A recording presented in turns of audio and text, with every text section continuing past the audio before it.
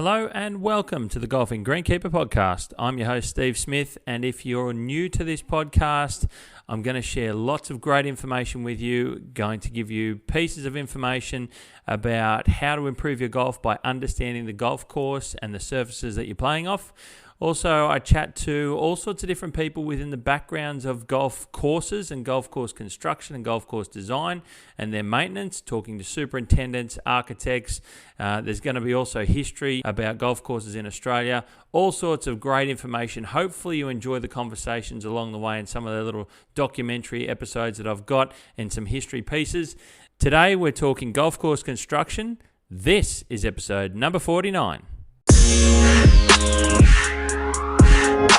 Well, ladies and gentlemen, welcome once again to the Golfing Greenkeeper podcast and an interview series that, I do all sorts of interviews with all sorts of different people in the background of golf and golf maintenance and construction and design and architecture and so on. This is something new. I've never had someone from this background and currently working in this field on the podcast, and I really wanted to give you an insight into how golf courses actually get built and come to be before we as greenkeepers often grass them and then you guys play on them as players. So without further ado, I want to welcome along to the podcast Nathan Bradbery from Golf Spectrum. G'day, Nathan. Welcome to the podcast, mate. G'day, Steve. Thanks for having me. Mate, really appreciate your time. I just want to and I will clarify, this isn't the Nathan Bradbery that's the superintendent of Eastlake here in Sydney. I know that I've been asked that question before. Have you ever come across that one? About 1,000,000 times, but unfortunately they keep ringing him and they don't keep ringing me. So if they want to start ringing me in the future, that'd be awesome. That'd be good, mate, because you're more inclined to be able to help people build golf courses and do work constructing parts of their course. There's no doubt about it. So, mate, let's introduce who you are. You're the director of Golf Spectrum. This is a construction business, and a key part of what you do is you work on golf courses and bringing them from design to build, or you do changes within clubs when they want to do adjustments to parts of a golf course and the like of that sort of stuff. Tell us a bit about what Golf Spectrum is and how you started the business, mate. Well, Golf Spectrum was started back in 2014 after a long period of working for others in the industry, and I'd been in the industry since I was 14 years old. So I was given an opportunity that was extending for me to be able to go out on my own and start my own business as Golf Spectrum and branch out into my own types of developments and things like that. We've been established now for just on 8 years, and it's been a very, very wild journey the whole time. I think, I will say out loud that I've known you for close to that amount of time. I think I know I did some work with you.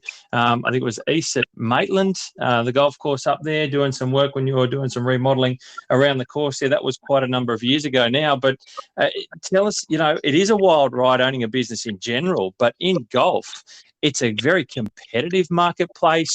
There's high pressure on delivering, timeframes, quality. You've got lots of people that are your boss, no doubt, when you walk into a golf course. There's a lot of things happening there. It has been a wild ride for 8 years, and sort of how have you found your feet a little bit to establish a name? Has that been hard? Yeah, it's been very tough. I mean, things didn't go to plan when we first started our business back in 2014.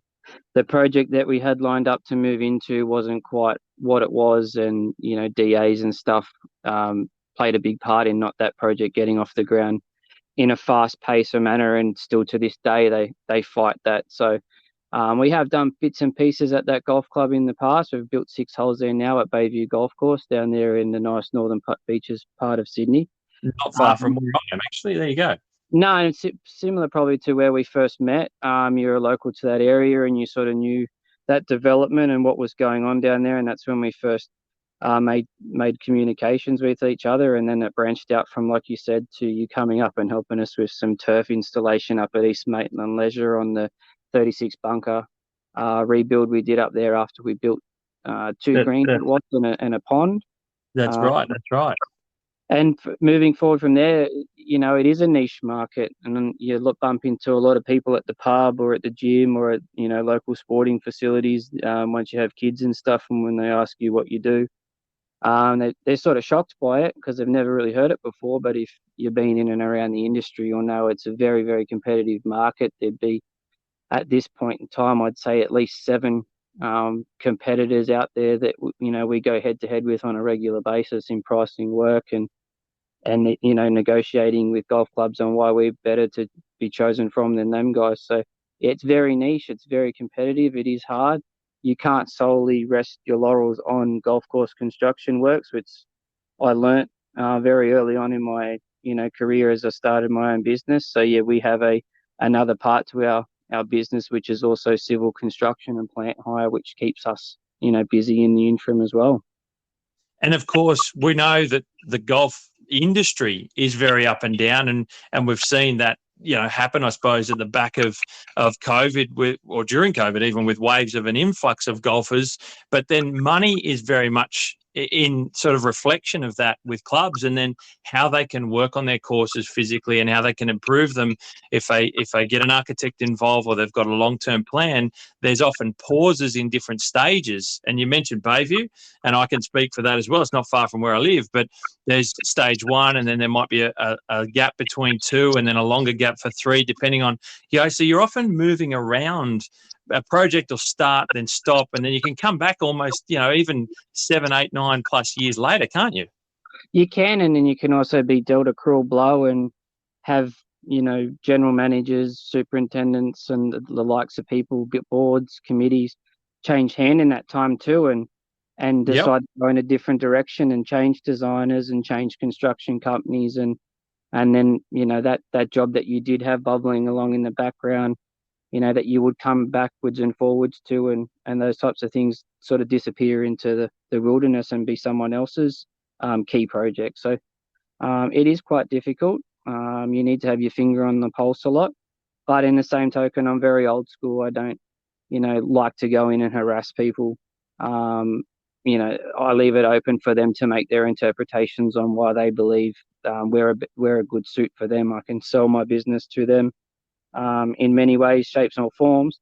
However, at the end of the day, it's their discretion on who they choose to do those projects. And hopefully when, we're selling ourselves, we can show them that, everything we do is world class.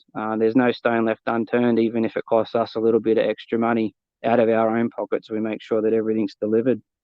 And and that's a key point with any business. It's being able to talk about what you've done, show off the products, the end results, and it's people dealing with people. Business deals are often people and people, really, and you can get a sense of who people are. And like you mentioned, personnel changes in business makes it hard for that continuation, and those things can be taken away from you. But you talked about yourself. You're a bit more of an old school sort of way of doing, talking to people and dealing with people and getting projects done and completed.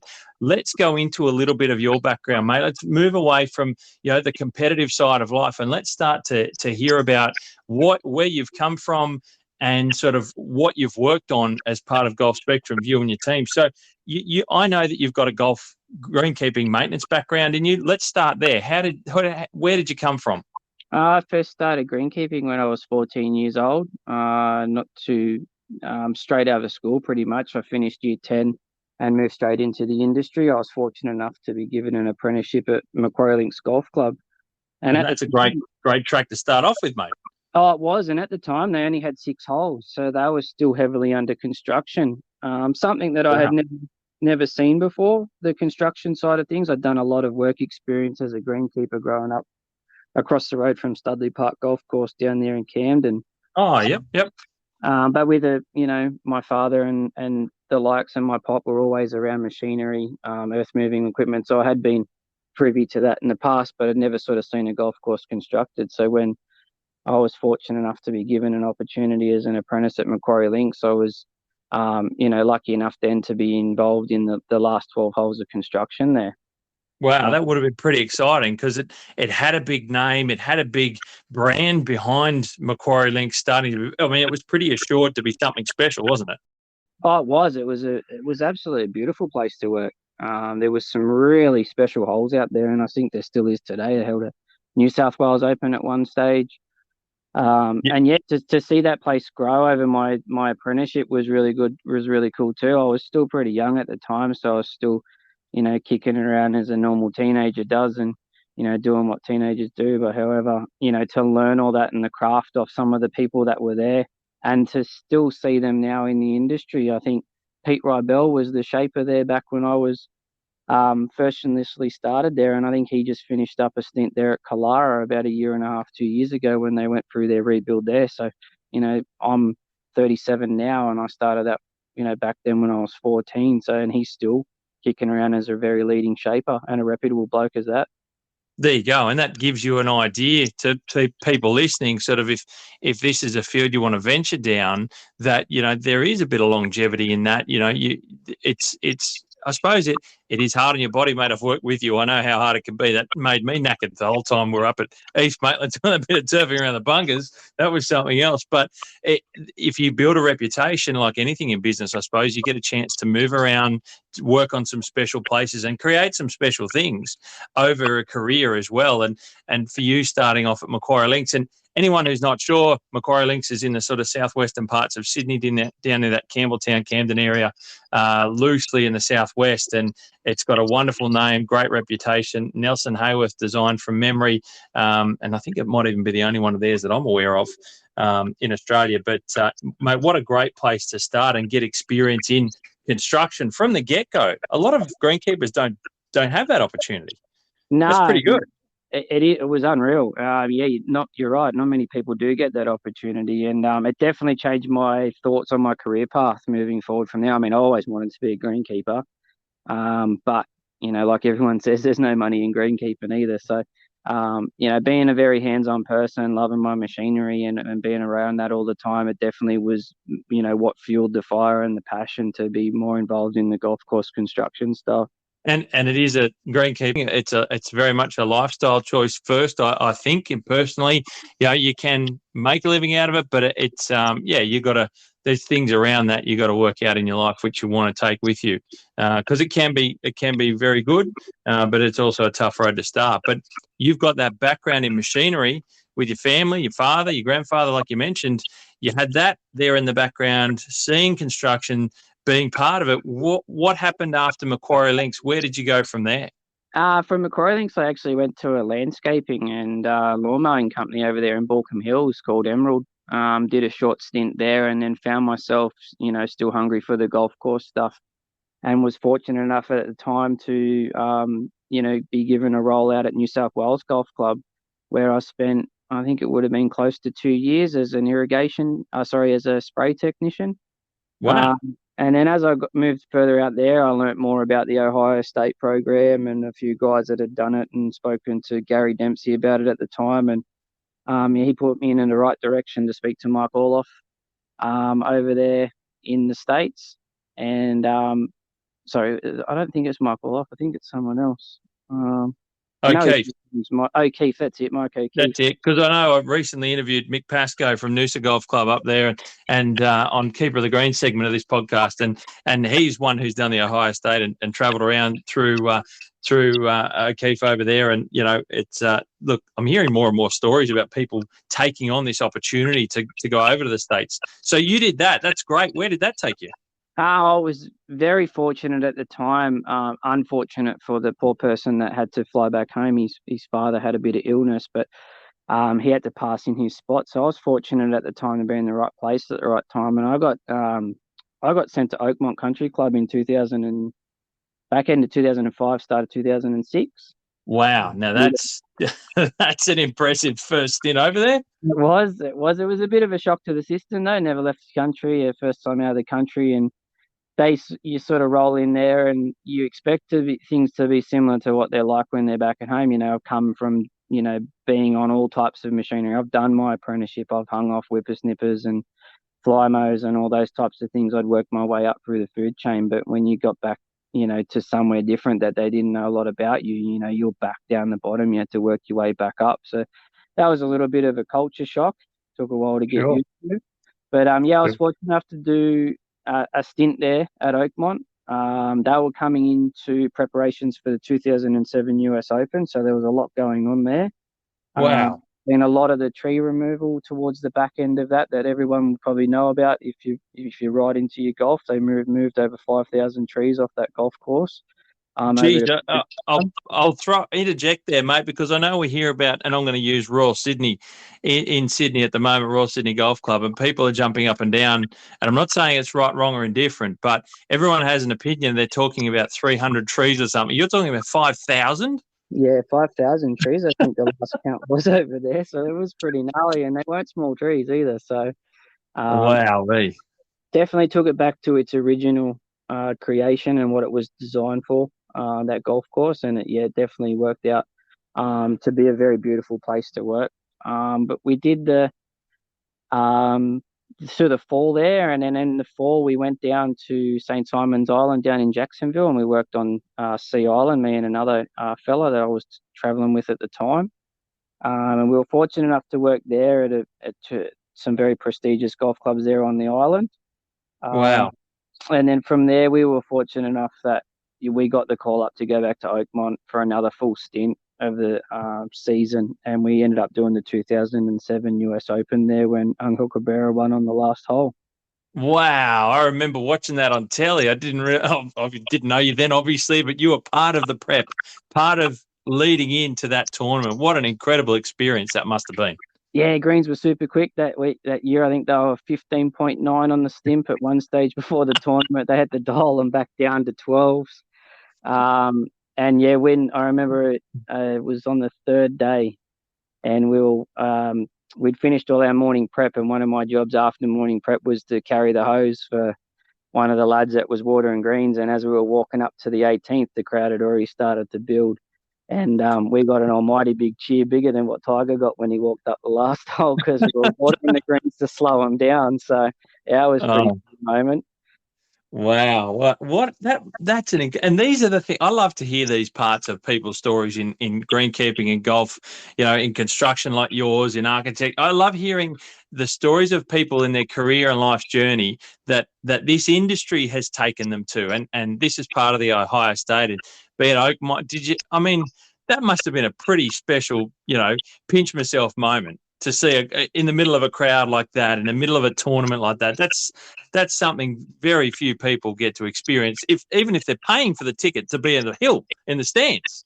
Yeah, it's one thing to sit in the grandstand. It's another thing to be able to inside the fence line and walk around and see the atmosphere and stuff as it all unfolds. And, that moment there on the 18th green, I'll never forget it. It's only a small little thing. People might think that it's nothing, but it was a pretty cool moment. I guess the other highlight of that tournament was watching Aaron Badley on the last day leading. Unfortunately, he wasn't able to get the job done, but to be able to walk inside the ropes down the first hole with Australian flag over your shoulders is a pretty proud moment. That's absolutely amazing, mate. What a great story. What a great story. That's awesome. So, okay, you've worked a couple of stints at Oakmont. You've done the Open. You've done this is pretty high profile, special, lifelong memory stuff. Where did you go from there? I'm curious to know. I went to the International Golf Club up in Boston and interviewed with a fellow by the name of Dick Bader. And I got offered an assistant's superintendent's position up there. But prior to that, I had to fly home because my visa was running out. So I still kept working on that in the background, but it was around the same time as the GFC hit. Oh.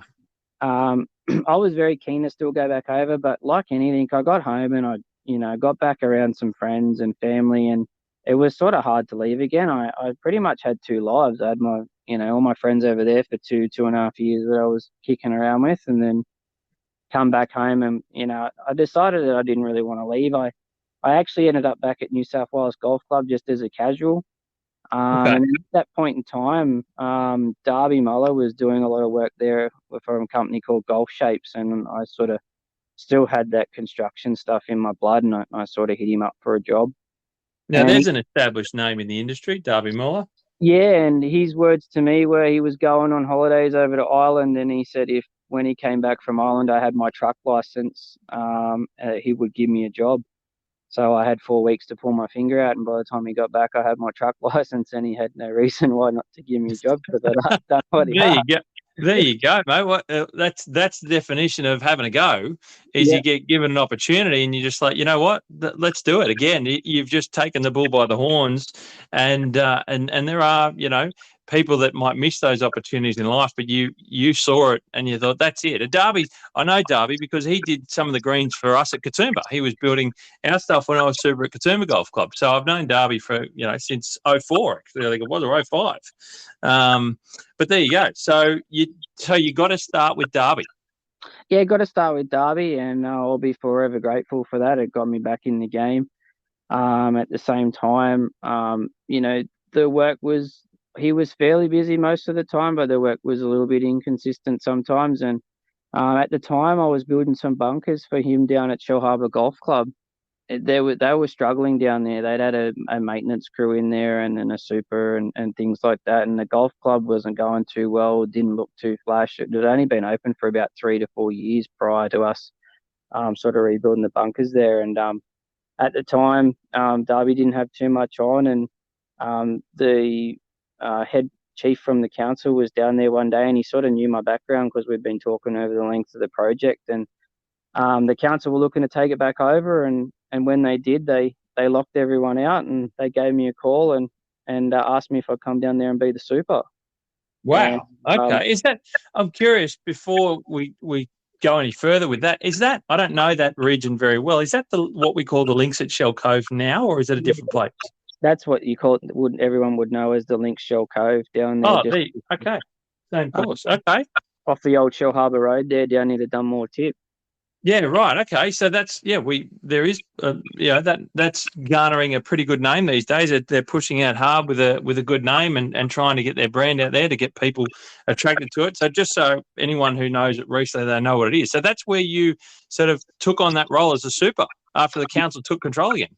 Yeah, I did. I'd never been an assistant, never done anything. I'm not, super into my book smarts. I'm an old school, like I said, type of person. I learn visually and threw myself in the deep end and became the super of that golf club. And I was fortunate enough at the time. I'd done a fair bit of work with obviously with Derby, and I'd met a lot of supers around the traps, and I met Mark Parker that used to be at Concord way back in the day, and he was actually a consultant for the council and the golf club at the time. So I was quite fortunate to be able to sort of have him in the background and be able to bounce ideas off and things like that when I took over the role.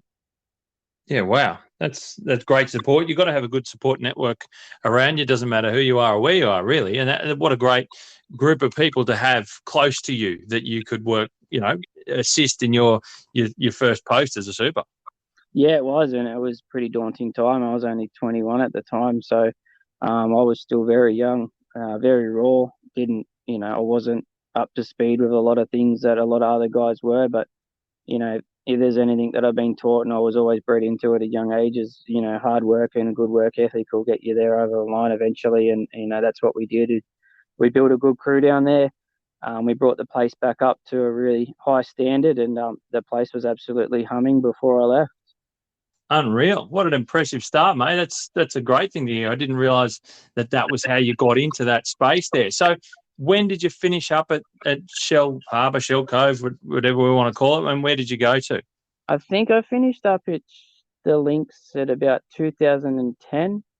Okay. And from there, at the time, McMahon's were building a golf course at Bingara Gorge there. And I was so keen to get back in the construction. And it was sort of just, I didn't find the fulfillment out of being a super. While I found enjoyment out of bringing the golf course back to a really high standard, it wasn't really something that I enjoyed as much as the construction. So I sort of hounded McMahon's down at the time, and after some, hounding and stuff like that, and put myself in front of him, I was fortunate enough to be offered a position there, and I actually was anticipating I was going to Bingara to be a foreman up there and a shaper. However, at the time, they just won another project up in Cessnock, which you now know is from the old Cessnock Golf Club. It's now called Stonebridge. Yeah, which is actually closed down, mate. That's gone.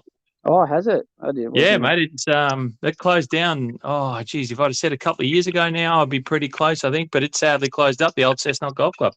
Yeah, I knew that they were struggling. I'd been back in there since I started my own business and sort of had a bit of a drive around and a look at some things, but I wasn't aware that they completely closed its doors there. Yep. Sad to the same fate of my old club at Katoomba. It's one that's bitten the dust. But there you go. So, yeah. So you were up doing work at Stonebridge, at Cessnock, yeah.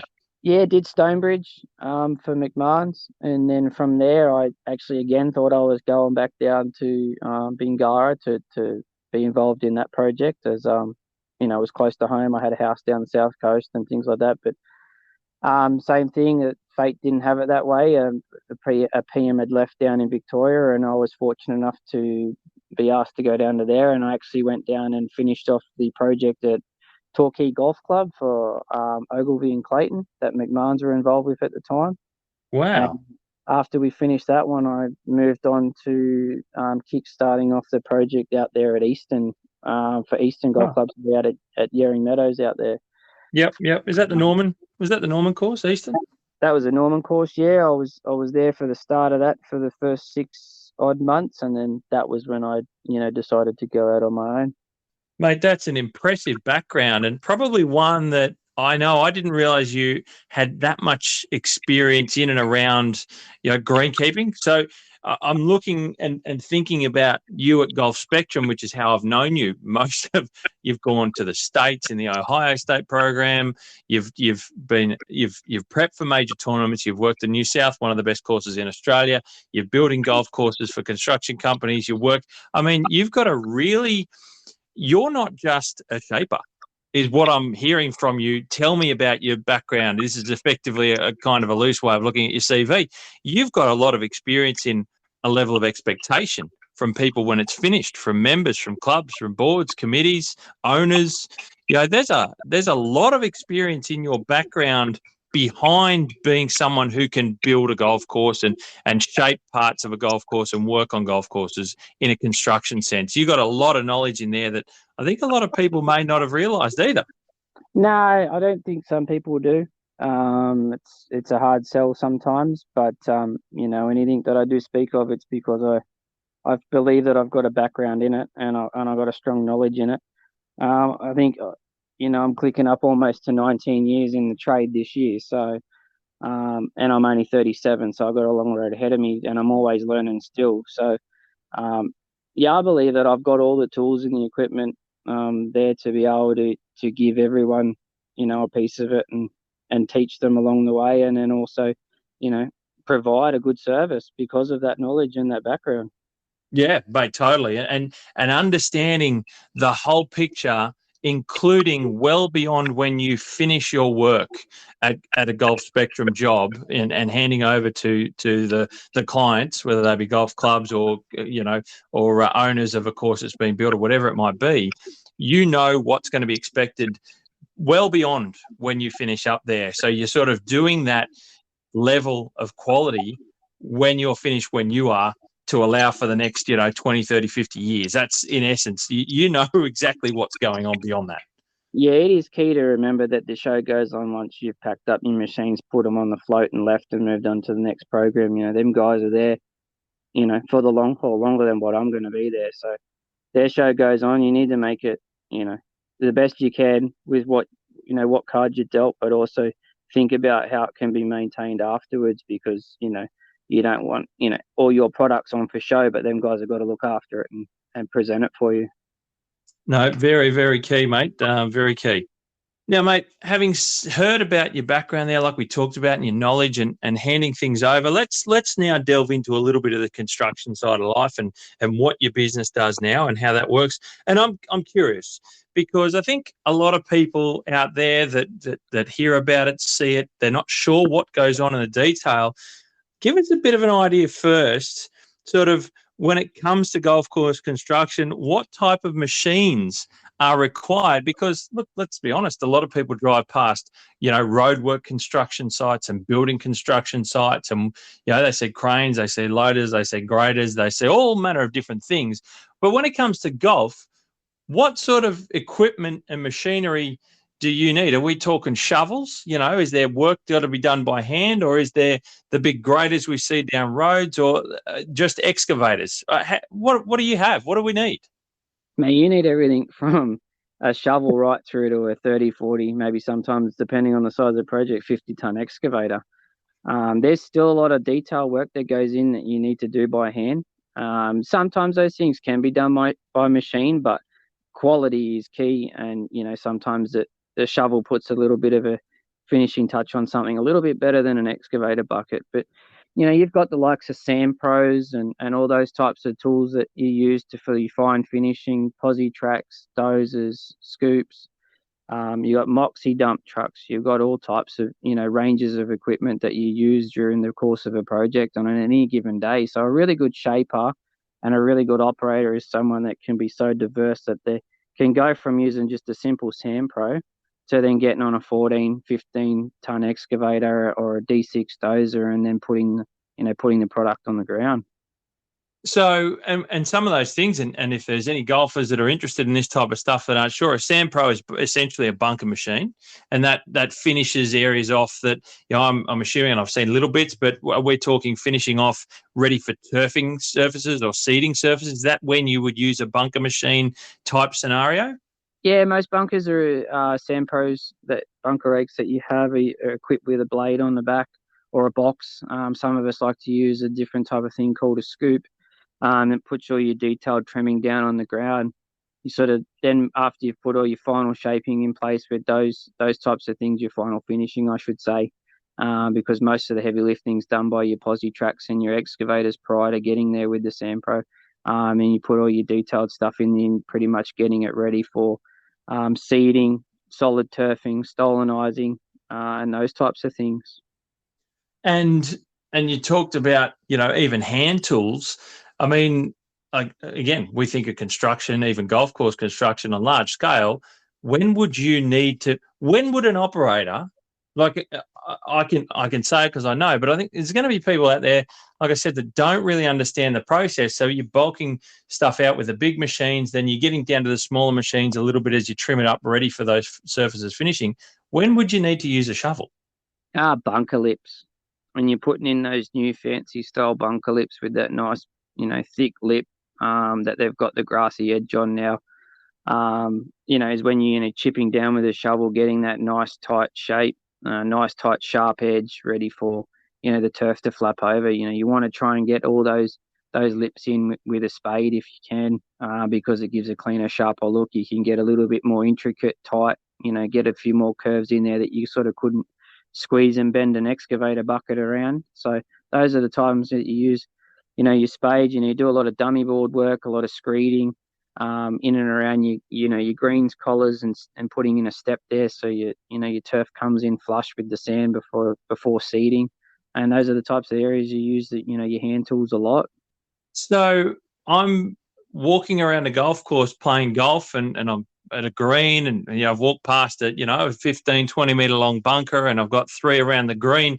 You're saying that there's, on that large space, considerably large space, as you're walking past it, that there's still a lot of handwork involved in finishing off the golf course product. Yeah, 100%. 100%. And people don't realize what actually goes into those final stages, how many man hours you'll spend hunched over, raking those spots, getting you guys to go back over and touch them up. You'll have it perfect when you leave there in the afternoon, ready for turf the next day, but you'll come in at 5 a.m. the next morning and you'll screed it all off again because, you just want it to be absolutely perfect by the time that turf goes down on it. There's a lot of man hours that go into, around those surfaces, getting them finished off, by hand. And that's the detailed work of the sculptor. Essentially, you're creating I call it all sorts of different forms of art, but it's essentially land form. It's land art. It's a sculpture, whatever you want to call. You're working with your hands at the end of the day, really, to produce some of these fine details, aren't you? Yeah, and your eyes are key. Your eyes pick up. If you're a good trained shaper, your eyes pick up on a lot of indeficiencies that you need to get with them hand tools and fill in, because if you don't get them before the turf goes down, to the normal golfer that walks around there, they won't notice it, but to the trained eye, if you don't get that right and someone with a trained eye walks around there, it'll stand out. Now, and I 100% agree with you, mate. I've been there and I've been part of making those mistakes early in my career when you do things, yourself on a course and you're doing some of your own construction in-house or you see other things happen by other people. You really do have to get that level of detail finished. There's no doubt. But I'm now thinking, you're talking about bunker finishes and things. One that springs to my mind is Twin Creeks in western parts of Sydney. It's got a lot of intricate bunkers and there's some big expanse of bunkers. And there's plenty of golf courses across the country and indeed the world that do that now. There's a lot of detail in bunker construction. And I'm not going to say that it's, again, right, wrong, or indifferent. And everyone has an opinion about bunker. I'm a massive bunker fan, so I love it. I love the art of it. But when it comes to building that art, that picture that someone's got, whether it be an architect or whoever it might be, are we getting a little bit ahead? Are we creating too much work, trying to get too detailed, do you think? Or is there construction methods now where we're seeing more natural looking? Is that an easier way to construct bunkers with a more natural feel and rougher finishing edges? You're the man doing it. What do you say? They're a man-made, sculpture, if you look at it like that. But in my eyes, they're still a hazard. And, hazards are there to be tough and to be played out and be hard. Sometimes there's a little bit too much finessing going on with them. But, the bunker has evolved. You look at all the liners you can put in them now and all the eco bunker and stuff that you can put around, the edges of them to have sustainable lips and things like that. I think, the ones out at Twin Creeks are very natural. They look natural. They look like they fit into the landscape. They've been built like that with, the long grasses and stuff. But some of them now are probably a little bit too clean cut if you look at it. But, it really comes down to architects' discretion and what they want. And, sometimes you just have to build, what you're asked to build as well. Oh, no doubt. It's you're a piece in the mighty puzzle to build and deliver a golf course. I can certainly appreciate it that nearly everyone has a boss at the end of the day. But I'm thinking about the cost of those things. Is a natural one more cost effective to build than, you talked about hand finishing and the amount of work, or is it neither here nor there? There's just a lot of work in bunkers. There's a lot of work in bunkers, but definitely there's a lot of costs associated with now into making the perfect bunker for golf clubs to be able to have something that's sustainable for 5 to a 10-year period, and also with these extreme weather events that we're seeing. I mean, the biggest thing we've had phone calls about in the last couple of weeks is, can you come and have a look at our bunkers and how we make them more weatherproof for these severe storm events? I mean, nothing's ever perfect. Nothing you build's ever going to be perfect and be sustainable to withhold, 400, 500, 800 millimeters of rain dropping down on it in 3 days. However, the products that are around now, are a long way advanced from, the old school dig a hole in the ground and slap some sand in it, some turf around it, and we call it a bunker and we call it a hazard. So, yeah, they've come a long way, but they are a very expensive exercise. They are indeed, mate. I can speak from experience on that one as much as I know you can, probably certainly more so. So it's not just, I get back to the machinery side of things. It's not just, you're over there sitting in the cab of a 20-ton excavator moving things around all day. There is a lot more to being a shaper and constructing a golf course, isn't there? Like you said, it's your eyes. It's those details and that detail finish at the end of the day. Yeah, 100%. And then a lot of other people that don't know a lot about how golf courses are put together, they don't understand the intricacies of, the drainage products that go under greens now and all those other little bits and pieces that, go into actually making a golf course. I mean, if you talk to anyone that's sort of just walking down the street and kicking stones, they'll just say to you, oh, yeah, you just, you move a bit of dirt around here and slap some grass down, you got a golf course. Well, no, it's a lot more. A lot more goes into it than that, and people don't realise, how much actually goes into it until you show them photos and they see it firsthand.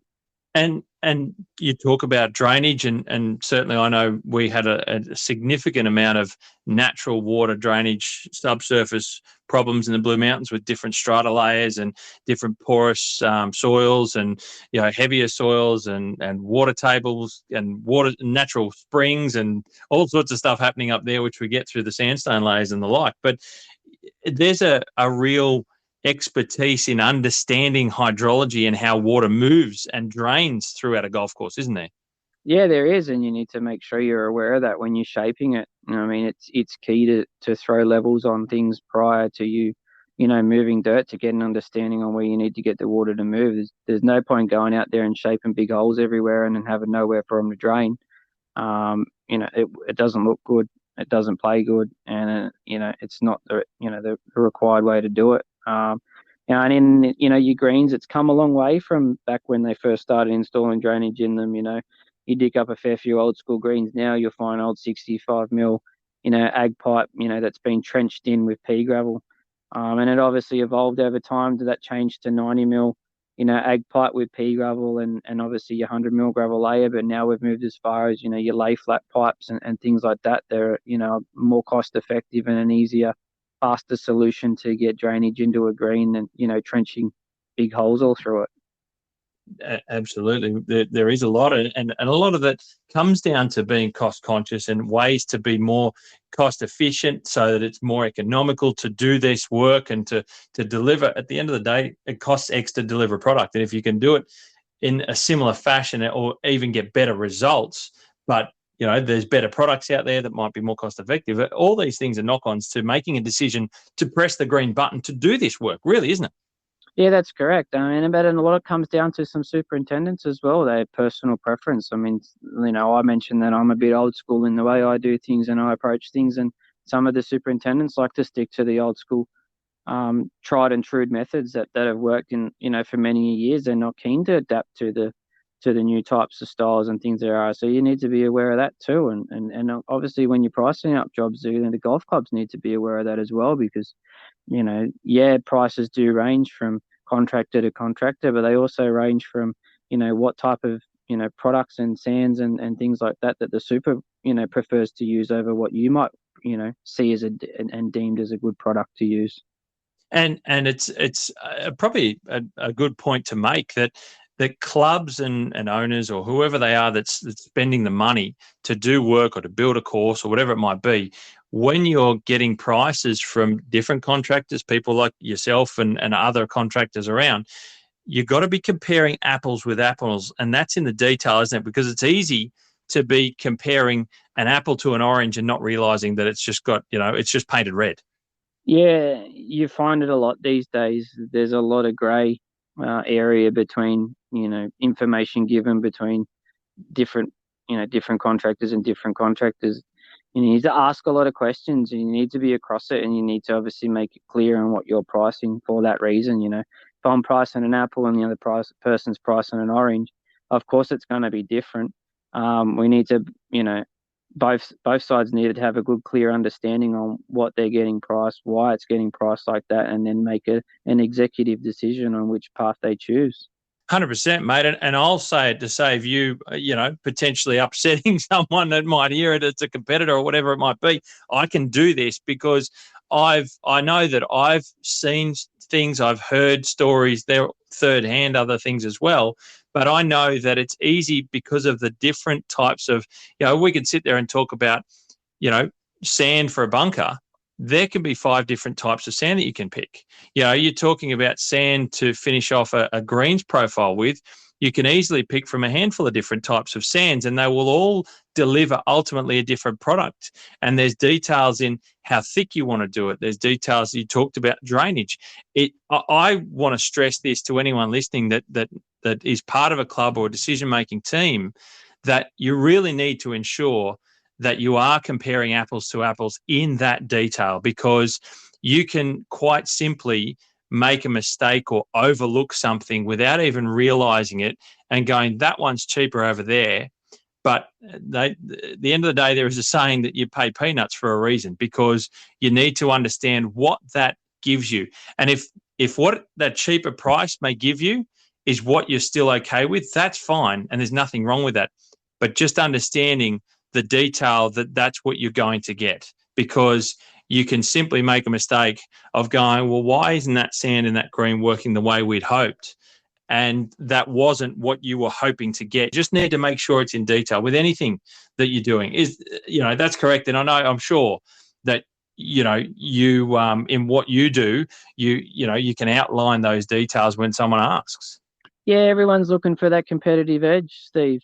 Everyone's out there to try and win a job, and we all want to compete, and we all want to go hard for every job that we can, and we all want to win every job that we can, and we all want to, build as many golf courses that we can. But unfortunately, at the end of the day, there can only be one company that wins out, and if it means that they've found a sand cheaper and they think they can get across the line and price up better, then that person might choose to use that as their competitive edge. Whether or not that's transparent across the board, you'll never know. But that's just some of the things that happen, and everyone's competitive, and everyone's just looking for that little key thing to get them maybe in the better frame to winning the project over another. For sure. And every business has to try and, like you said, has to find their edge. And all I'm saying to anyone listening is to make sure that you compare apples to apples, because, being a superintendent, having had contractors on, done construction myself, you really need to make sure you're across that detail. Mate, I want to move on. I think the other key thing around that too, just a little bit with the clubs, is that, they need to understand that, we're in business to make money as well, and sure. Sometimes that gets a little bit lost in the translation of pricing up a job, and they lose the fact that we've got to actually make money for a living too. Otherwise, we wouldn't be able to be sustainable and be here to keep doing the job. So sometimes, in that sense as well, you can be ridiculed. Why is your price so high? Well, our price is high because A, we need to make money. We can't lose money, and B, we want to give you the best possible product we can. So we're choosing to use X, Y, and Z over, A, B, C, and D. Well, mate, if I'm being honest, I can agree with you 100%, because I do a little bit of that now, more in the residential space personally at the moment. But like I said, being a super on a golf course, understanding the value of a contractor, you need to appreciate as a client, someone who's going to be paying for the service. You need to understand that you're not dealing with charities. This is not, we're not going around asking people to work for nothing. But at the same time, you need to value what you think they're worth. There's going to be a process, and it's usually a long process. You're not dealing with people like yourself, Nathan, for a day. You're dealing with you guys for months. There's a lot in the relationship that needs to be understood just the same. And that's why you got to do your homework about, reputation and quality of products and who you're dealing with. There's a lot in this working relationship, and there is a value to that. And it's usually an intrinsic value that's hard to put a stamp on. But that also is part of you yourself at Golf Spectrum doing what you do. It's also part of, let's say we mentioned before, McMahon's. They do what they do. They've got a value in saying that this is us, this is what we're worth. You've got the same thing. And people have to sit there and judge that as best they can. But you can't. I say hate strongly. I don't like hearing when people get frustrated by price. I don't think you can sit there and, and say that, they're ridiculously over expensive. You need to understand what it is that you're getting, because it's not just that product at the end of the day when they're finished. It's the detail in it. It's the working relationship. It's quality of service. It's there's even post, information and contact, and you might want to be working with these people again, all sorts of stuff. There's so much in that, isn't there? There is. And sometimes in the space of a project, if you are on that project and you can see that there's other stages that come of it, sometimes you just need to sit back and absorb a few things and know that it'll swing in a merry-go-round and you'll get it back in the long run, because it's a lot easier to absorb a little bit of pain than to go cap in hand and ask for more money, if you can see some more works in the near future. Well, and the flip side, and we hear about it probably a little bit more in the civil construction world, and it's recently been on the news where, if a company's running too thin, that it ends badly for the company and then ultimately for the clients. Yeah, so no one ever wants to see that happen. No, it does, and it does end up badly. We're fortunate enough we work in that industry as well with our secondary business that we have. So, we're heavily involved in major subdivisions and plant hire and all those key areas in the civil construction world with our other side of our business, and we can see it firsthand. It's super competitive out there, and there's not many margins in the jobs, and they can very quickly turn south real quick. And as everyone's seen on the news lately, it's not a very nice thing to see and watch people go under. No, and there's a lot of people affected, but I go back to my point. Yeah, anyone in business is not a charity unless they're labelled a charity. So, everyone's there to make money and make a living, and I think people make their decisions on who they want to deal with based on what they feel the value is. That's Mate, true. I want to move away from that deeper, conversation about the dollars and cents side of things and the difficulties sometimes in that. I want to go to some of your exciting work and tell us a bit about some of the projects that you've worked on as Golf Spectrum.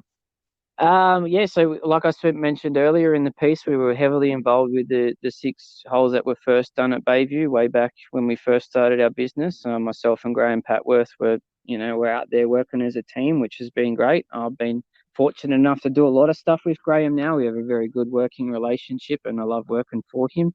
Gives me a lot of creative license, which is always nice as a shaper. I did a bit of stuff at Pennant Hills Golf Club. I've done stuff at East Maitland Leisure Golf Club. I was fortunate enough to build some greens up there, which rolled into a bunker project, which I'm known up there as the one-man army because I spent a lot of time up there by myself building those things, and you also came up there and gave us a bit of a hand. Mate, I'll be a finger help on that one. You were there doing everything on your own, but I'll add to being a finger in that project because I wasn't there for a very long time helping out with some work. But I tell you what, the amount of work you got through, I just kept shaking my head. I think you were living on site at the time in a caravan for a period or something, weren't you? Yeah, I was. It's definitely a theme of mine. I had a caravan for a long time, and I'd travel around and take that with me and live on site. I'd build my crews locally or bring people that I knew in to give me a hand. So, yeah, I lived on site at the time. I lived on site too at Concord when we did Concord. I lived and breathed that job for almost 9 to 10 months straight. Well, and I want to come back to Concords. Tell us a few more, because that was a few years ago now. Where else have you been? And that was back in the time when you were in New South Wales. You're now in Queensland. I should point that out. Yep. What have you been working on in the last couple of years? And it has been no doubt difficult with COVID as well, I'm sure. Yeah, difficult with COVID. We were fortunate enough. We did a stint up in Townsville for a little bit. With another competitor of ours, went up there and gave them a hand. And then we moved to Brisbane and decided to relocate to Brisbane just on 4 years ago now, which has been one of the best moves we've ever done. I've been fortunate enough to do the last 6 holes at Mullaney Golf Club, which is in one of the most picturesque mountaintops you'll ever visit. And then from there, we did some stuff at last year. We did stage 1 at Hope Island. That was very good improvements there. I think for the the new par 3 across the water there, hole 9. Yeah, it was an amazing one, and another little 9-hole par 3 golf course we built and maintained for a short period of time was up at Airlie Beach. We did a golf course coming into Cannon Hill there. Cannonvale, it was. And then we did a bit of stuff at Ashgrove Golf Club last year on some fairways out there. And then we're looking to go back into stage 2 over at Hope Island in the coming months and get that all nice and done and dusted and tidied up out there. Wow, that's impressive. There's some good names of places there, and certainly some beautiful parts of the world. Airlie Beach, I mean, who doesn't want to be near the Whitsundays? Nah, it's great. So last couple of months we've been hammering down really hard and working on some big tenders up here in Queensland, as some of our other competitors have been as well. So we're hoping in the coming months we might get some positive news around those ones, but there's some pretty big works going on up here at a few golf clubs in the coming months. So hopefully we can be a part of them. But like I said, yeah, key focus is stage 2 at Hope Island, and then moving on from there. Mate, well, fingers crossed you do get, a couple of one or more of those, possible future projects approved, and that'll be great to see. Well, no doubt I'll keep in touch with you and find out where those will be if you do get them. Mate, we touched on Concord, and I want to go back to that and we'll try and discuss a little bit about that. That was to anyone, we just now finished the New South Wales Open, was just held at Concord, and what was it, 4 years ago or something, 5 years ago? It was fully redesigned, in effect, by Renaissance Golf and Tom Doak, which is a big deal here in New South Wales. Not a lot, really much work of Tom Doak has been done in New South Wales. There's a lot been done in Victoria and around Melbourne, and certainly in Tassie. So, mate, tell us that was a full 18 holes, wasn't it? Yeah, that was crazy. We did 9 holes in just on 3 months, and another 9 holes in 3 months after that. It was full on. So were you, I'm going to ask because I don't know some details. So were you the principal contractor to do the Renaissance Golf Tom Doak redesign at Concord? Is that what you were there for? You weren't the second, tier or anything. It was you. It was Golf Spectrum. Mark Parker had a vision to always keep it an in-house project, so we were employed directly by the club to go in there and help out. Okay. I was heavily involved working alongside Brian Slonick at the time, with his shaping and everything that involved around that. Mark Parker also had a massive crew of 20 of his own staff in there that were bouncing around doing all sorts of golf course construction things. And then we also had a lad in there from Fleming's at the time as well. He was heavily involved in all the bunker works out there. So it was a congregation of a lot of parties that put together, but I worked really closely and alongside their head shaper that they'd sent out.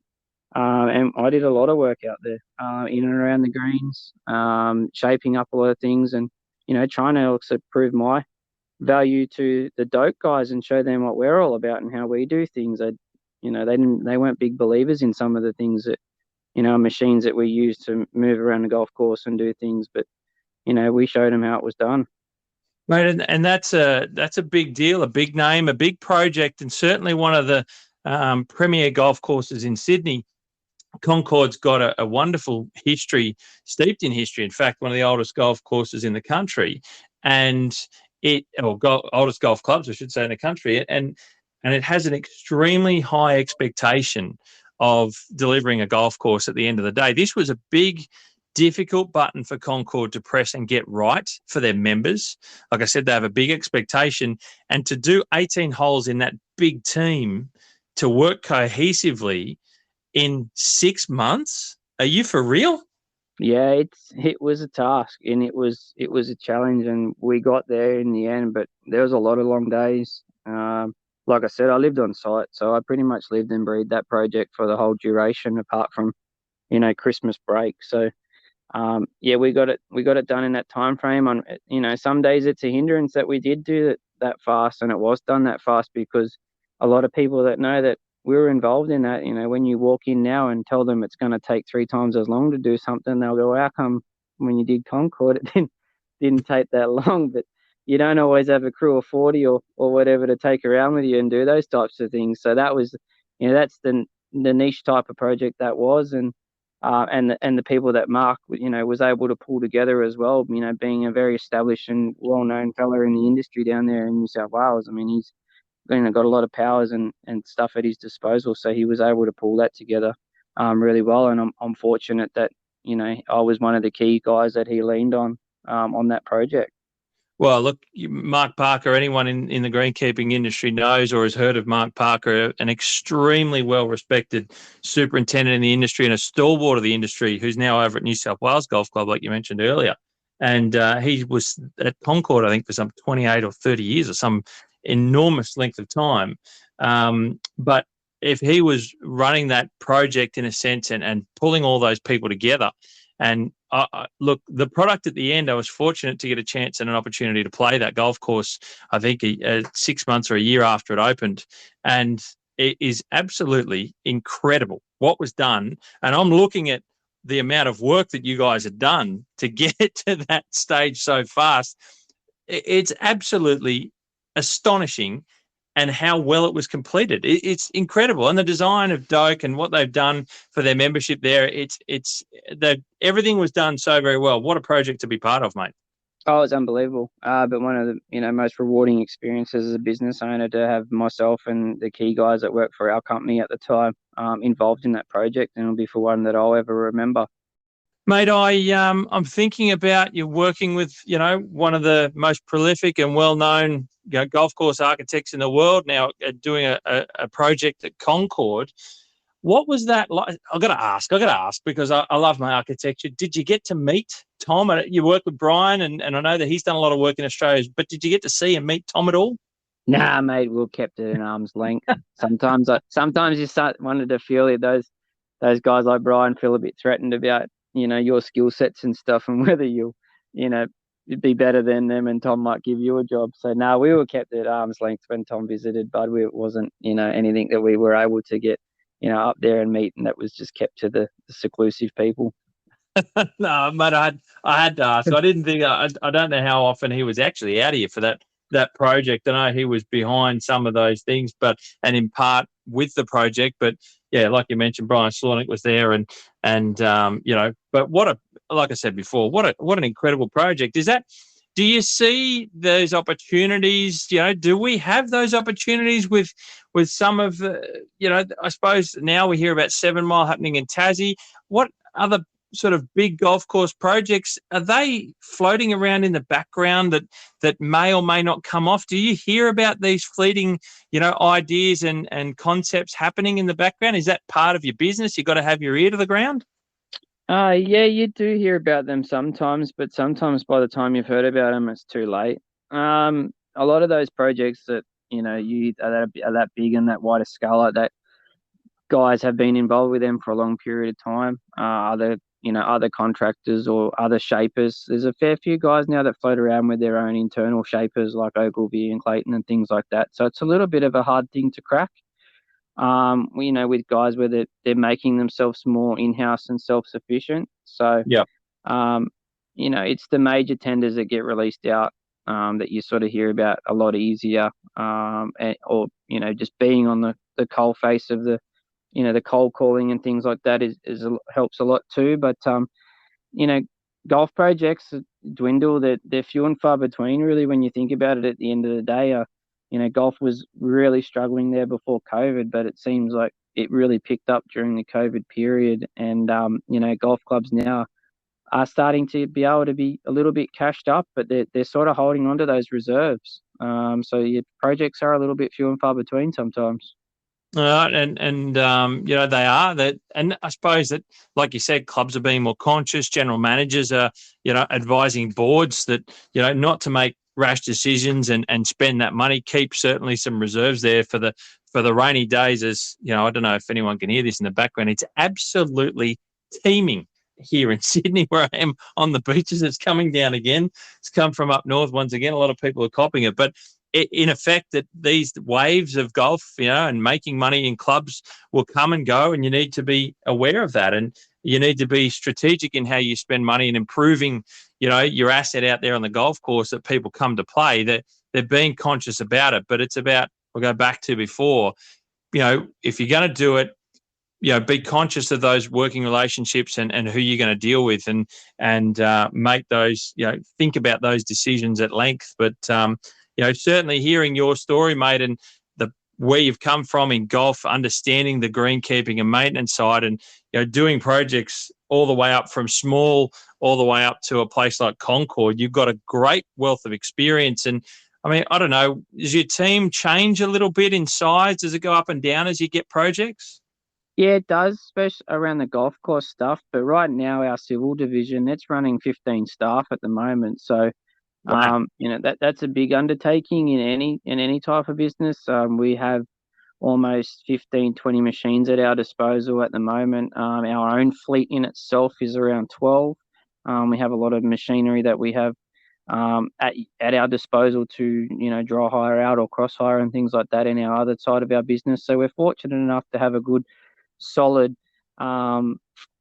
employee background there, where we can pull from project to project if needed. But shaping wise at the moment, I have a few guys that come and sub into me to help me out when I need it. But I spend a lot of my time on the ground on my golf projects. I make sure that I'm on the ground a lot. I'm got my fingers and my handprints all over every project that we do, and I think that's a service that I can offer that not too many can. And I think that's what's kept me in good stead for the projects I have won.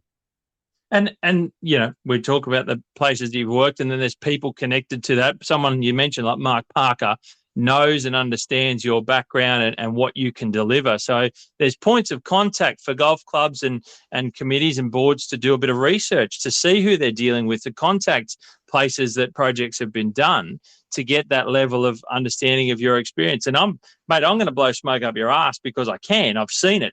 I've seen it hands on, and know that, if anyone's going to go out there and look at work being done, you're someone that they can look into and look about where can we find your details, mate? Tell us, have you got a website? How does it work?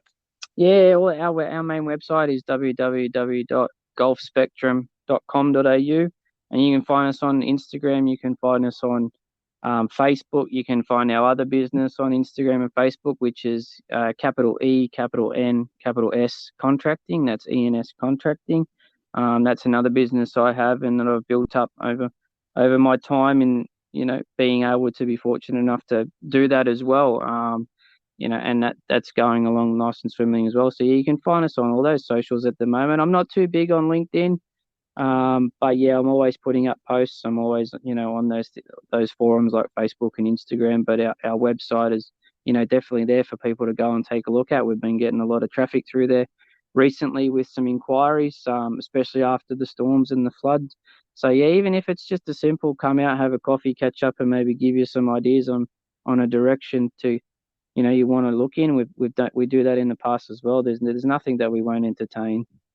And that's good to know that. And the other thing, and I've spoken at length with Harley Cruz from Cruz Golf about, that, pardon me, that people like golf course architects and construction companies, it's not, you guys don't just do a Concord.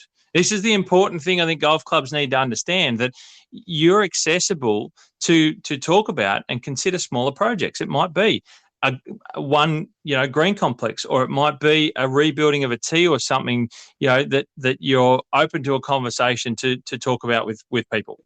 Yeah, we are. And I think one key thing for our business is our overheads are still fairly minimal, even though, what I rattled off before is a decent sized fleet. So we're able to look at just those one greens here, one greens there, and we enjoy that a lot more. Coming in and molding something that was built, in the 1900s or whatever, and bringing it into the 21st century, and given that 21st century style and flair, and upgrading it. The key thing that golf clubs need to remember too is, they might only have a vision to build one, but sometimes it's a lot better to build 3 or 4 when it becomes more cost effective.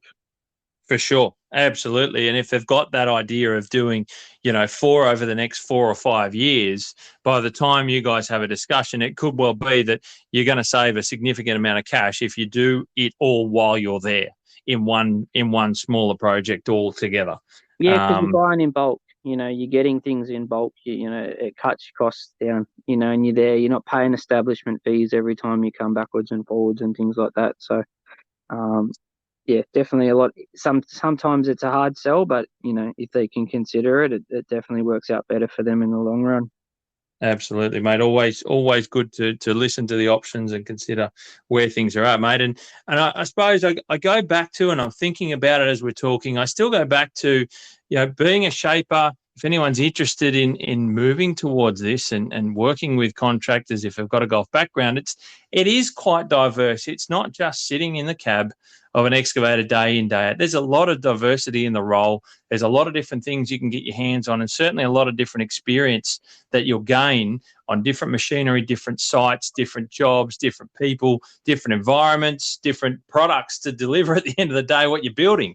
It really, it's a lot. It's almost a lifestyle, a bit like greenkeeping is, but you're gonna experience a great deal of stuff, aren't you? You are, and you can take that into all realms of earth moving. And let me tell you, we've picked up a lot of work out there in the civil game because we've been known for a long time as Golf Spectrum. Now we've got obviously the second business which I mentioned before, but when they see Golf Spectrum and they see a machine coming in from our fleet that's well maintained and well looked after, and then they go, oh, that guy builds golf courses. His detail and execution must be really good. And they got him on a machine, and that's won us a lot of work in the other areas of earth moving as well. That expertise that you and those fine tuning skills that you pick up, benefits us in the long run on other projects. But it's so good to hear that you're still passionate. I love hearing about your background and certainly learning more about that during this conversation. It's been really exciting, mate, and to hearing your story about where you've come from, where you've been overseas at Oakmont and the Open and all these sorts of things when you were younger, and getting our hands on at one of the best courses in southwestern Sydney at Macquarie Links. And now, you've got your hands on quite a number of courses, be it Concord or Hope or Eastern or wherever, like you mentioned. But you've certainly been to a lot of places and done a lot of work on courses throughout Australia, and those are established courses with some really good names, mate. So, look, Nathan, I certainly hope it's been insightful to a lot of our listeners. It's been great having you on the podcast and having a yarn about all these projects. And look, I can say it because I can. It's me, that if anyone's interested, you should get in touch with Nathan. You've just heard about his background. So why not consider him if you're looking at doing work on a golf course? I think you'd be well versed to certainly make a phone call or get in touch with Nathan. So, mate, thank you for bringing that story out and certainly all of your experience. It's one that I'm sure people will enjoy. I certainly have, and I really do appreciate your time. No, I really appreciate the opportunity, Steve. Like, not many people do know the ins and outs and that behind us guys, that start these companies and do what we do. So it's really nice for hopefully them to get a bit of an understanding that we're just, not some guy that's just, started a company and brought a couple of machines and is going for it. We've got a true to tested knowledge in the whole industry. Indeed, mate, and quality of product at the end is the biggest thing. And this is about how golf courses come to be, what we all go out there and enjoy at the end of the day, using people like you to get it all started. So, mate, I appreciate your time again, and all the best with Golf Spectrum in the future. Certainly the project, like I said, I'll be keeping tabs on you about Hope and hopefully hearing about some other new projects in the future, mate. So thank you very much, Nathan. Thanks, Steve.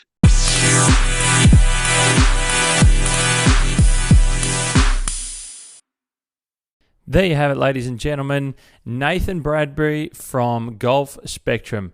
Well, guys, please like, share, subscribe, and pass it around. Don't forget to pass this podcast on to anyone you know who might be interested in these sorts of conversations, information, good stories. Hopefully you're enjoying them, and people who also might want to come on and listen as well. So please pass it around. I do appreciate it. And subscribe. Click that subscribe button to ensure that when new episodes come out of the podcast, you'll get a push notification so that you don't miss them and you can stay up to date with them. I try and get them out every week. That's my goal. Usually pretty good with that. And I appreciate you taking the time out to listen. As always, guys, you hit them clean, we'll keep them green. Have yourselves a lovely weekend, and I'll catch up with you next week.